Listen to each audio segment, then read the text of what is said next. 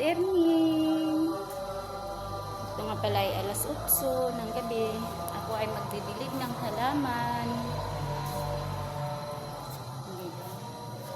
Sige, nagdilig muna ako ng halaman.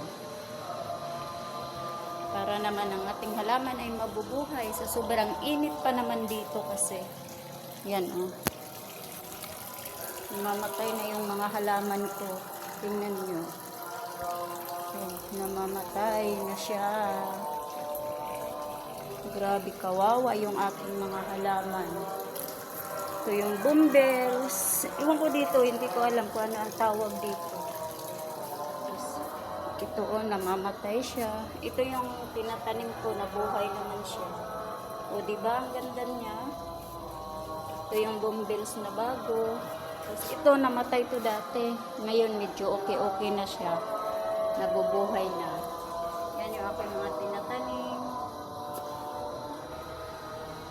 O, diba? Hayaan ko lang siya kasi dito mag-winter naman. Baka mabuhay ulit. Kaya hayaan na lang muna. Yan yung bumbles. O, yung bumbles. Maganda na ang aking mga tanim. O, diba? Ito yung mga bago.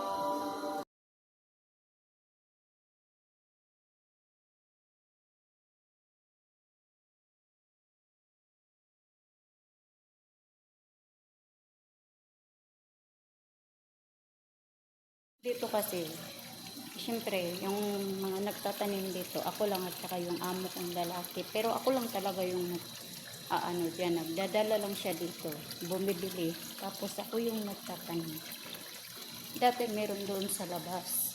Ito naman, yung mga, iwan ko ano ang tawag sa ganito. Ito.